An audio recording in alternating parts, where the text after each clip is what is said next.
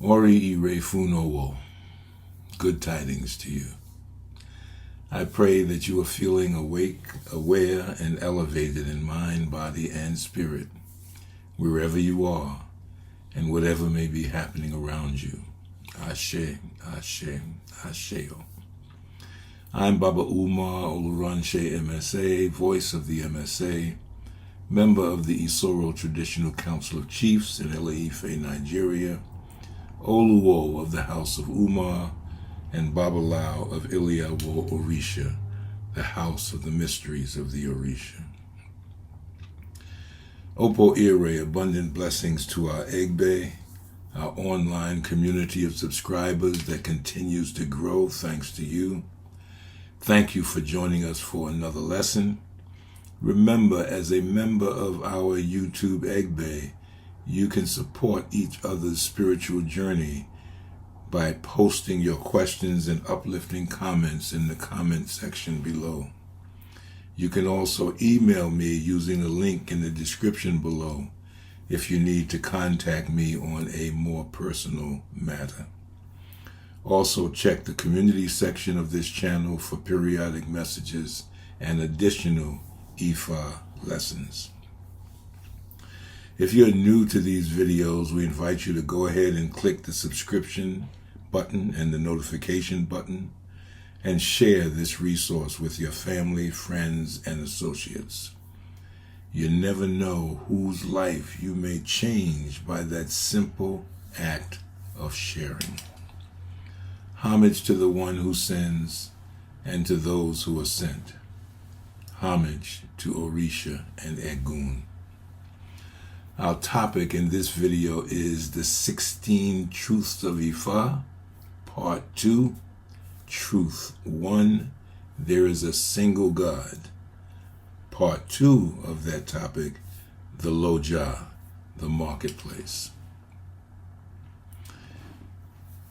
In this post, we want to conclude our exploration of the first truth of Ifa, there is a single God, by understanding the vantage point from which we are trying to understand, to comprehend what lies behind our conceptualization of God. Certainly you've had the experience of saying to someone, "Wow, did you see that?" Only to have them reply, "No." But when they took a few steps to the right or a few steps to the left, they were able to see what you already saw from your vantage point. So understanding the vantage point from which we are forming our opinions about God is very important. In Ifa spiritual tradition, there is a saying, Aye loah or Oriire. The world is the marketplace, the spirit world is home. A marketplace is an open space, where a market is or was formerly held in a town, let's say. It is the arena of competitive and commercial dealings. Broadly speaking, a marketplace is a space set aside for the exchange of goods and services. But this kind of marketplace is just a small part of what is referred to as the loah, where the marketplace is for the exchange of goods and services. The loah is the dynamic reality where thoughts, feelings, emotions, beliefs, and every other aspect of being human are in a constant state of change and exchange. Even the very molecules, atoms, and energetic vibrations that express themselves as our experiences are constantly involved in this process of change and exchange. In the spirit of the marketplace, let me make you an offer, a deal. Suppose I offered to give you anything and everything your heart desires. Knowledge, loving relationships, a good home, money, good health, psychic powers, and anything else you want to call into your life. Anything. In return, this is the deal, in return for your accessing all of those wonderful things, all you have to do in exchange, all you have to give me in return for what I'm giving you, is your Oriire, your consciousness. Would you make that deal? Hopefully, your answer is no, because you realize that without consciousness, without your Oriire, you would not be able to experience any of the things I was giving to you. It is your Oriire that gives you the ability to perceive and experience the loah. Or we might say the loah is in your head. Ashe, Ashe, Ashe. I don't usually send you to a video as part of our monthly posts, but to further understand this dynamic reality, the loah, we must look at how science, metaphysics, and spirituality are beginning to converge and reinforce some of our ancestral beliefs about the nature of the loah. So before reading further or listening further to this video, please take the time to view 2 videos. I've put links to the videos down in the description section of this video. So check out those 2 videos and then come back to this content. The content of those 2 videos will put what I say about the characteristics of the loah into a broader perspective. So go ahead, pause here, go down to the description, check out the 2 links. One of the videos is called The Illusion of Time, and the second video is called The Amazing Power of Your Mind. Check out those 2 videos and then come back. Ashe, Ashe, Ashe. Okay, so you've checked out those 2 videos. Now let's look at some of the characteristics of the loah and the nature of our experiences. 16 characteristics of the loah. 1. The loah is a marketplace that encompasses the entirety of creation as you perceive it. 2. The loah exists as part of a unified field of energy. 3. Your experiences in and of the loah are mediated through the sense organs of your body. Sight, sound, smell, taste, feeling. Number 4, the body is not a fixed and separate thing, but an ever-changing probability. Number 5, you are not your body. Number 6, since the brain is a part of the body, it is also in a constant state of change and exchange. Number 7, you are not your brain, although you can experience and influence the activity of your brain.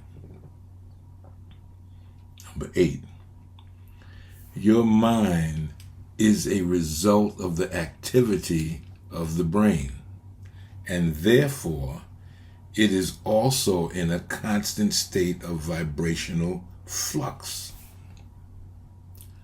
Number 9, you are not your mind. Notice that when you say I, whether it is when you were 6 years old or 15 or 30 or 70 years old, your sense of I is always remains the same. And notice that the experience of yourself as I is aware of the thought process of your mind as if the I is an observer of the mind.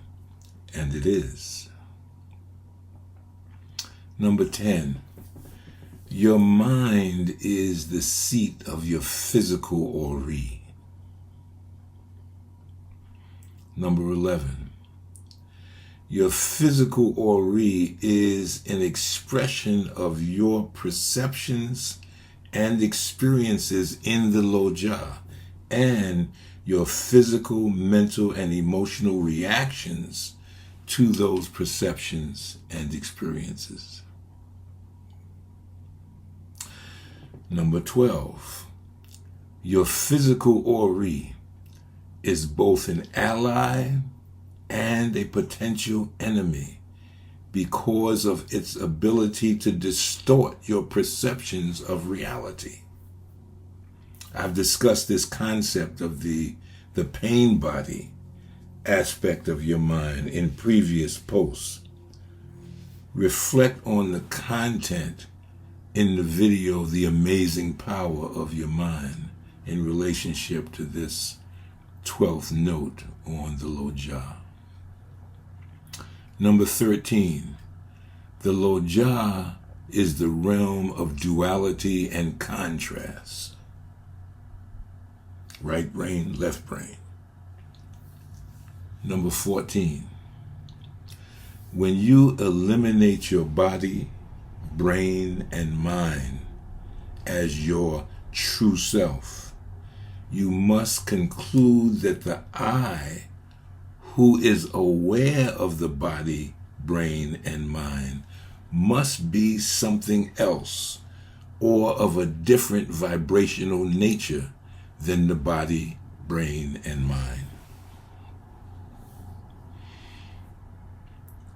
This something else is the entity that uses the Ara Ojubo, the body temple, this avatar, along with all aspects mentioned above, to create and experience the loah. Number 15,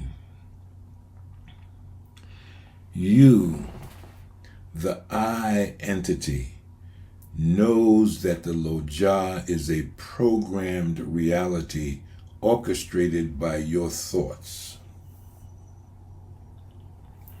And finally, number 16, you, this entity, experiences nawa, expansion, by contemplating and reconciling its own sense of its immaterial existence with the manifestations of the programmed reality. Now, I know that's a lot that I just went through. You're most definitely going to have to go back and review this material to internalize it, to really grasp the significance of what's being said here. If we have such difficulty in agreeing on the slice of space-time that we call now, how can we possibly hope to agree on the identity of God as a separate and objectified thing? Not going to happen. For something to be omnipresent, present everywhere and always, and separate at the same time, is a contradiction. God, as it is universally described and defined, cannot be separate. If it is omnipresent, omnipotent, omniscient, all-powerful, everywhere at all times, then there can be nothing in our perception of reality that is separate from God. Ashe, Ashe, Ashe. Referring to the video, The Illusion of Time, we conclude that God is the universal consciousness, the awareness, the sentient energetic entity, the C, in which all the slices of space-time are ever present and occurring simultaneously. But from the vantage point of the loah, we cannot hope to fully comprehend the totality of what lies behind, hidden in the concept we call God. So in the Ifa spiritual tradition, we acknowledge that there is a single God, and we look and reach behind the veil of illusion to find those unified forces that enable us to best navigate our way through the loah. As a Babalawo put it, Ifa persists because it works. When you and I choose a path, really, like you chose Ifa, you chose to come to Ifa. Why? Remember what we've said about religion. Religion is not an end in itself, it's a means to an end. We come to Ifa in order to use Ifa as a way of putting into perspective, manageable perspective, all of this. The entirety of creation. Look, we can't handle all of this. Some of us can hardly remember what we did in one room and why we went into another room. I mean, we're overwhelmed, bombarded with information. And that's just scratching the surface of the loah, the universal presence, the creation. So the loah is not a thing. The loah is a process. The process of God, the primordial, sentient, energetic entity, the sea, experiencing itself as the realm of infinite possibility. So we choose a path, in our case, Ifa. We choose Ifa as a way of putting this realm of infinite possibility into perspective and being able to navigate it. So it's you and I that are doing the work. It's you and I that are moving through this environment that we are creating with our thoughts, with our mind, with our perceptions, in responding with our emotions, in responding to our senses. It's you and I that are doing the work. And for the tool to do the work, there are many tools. You and I have decided to use the tool of Ifa in order to understand and navigate this realm of infinite possibility as we perceive it, the loah. So every aspect of creation, whether animate or inanimate, material or immaterial, seen or unseen, is a part of that process.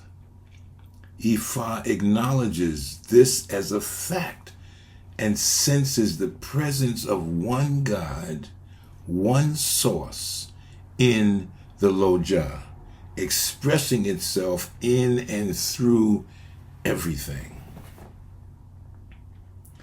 This perspective gives rise to Isopo, connectivity, the sense of oneness between each manifesting individual and the entire creation. So we say, Emini o kanti ashe ashe niti mi nigbag bogbo, I am one with the Ashe. The Ashe is with me always. Emini okan ti orisun ni ti mi nigbag bogbo. I am one with the source. The source is with me always.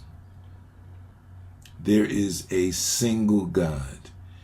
It is manifesting in you, through you, and you are manifesting in it and through it. Ashe, Ashe, Ashe. The significance of the loah will become even clearer, and the significance of the relationship between our Oriire and the loah will become even clearer as we go through the remaining of the 16 truths of Ifa. Ashe, Ashe, Asheo. Ki Olofi-dumare Orisha ati egun fifune ni itona imoye ati opo ire. May Olofi-dumare Orisha and Egun bestow on you guidance, wisdom, and abundant blessings.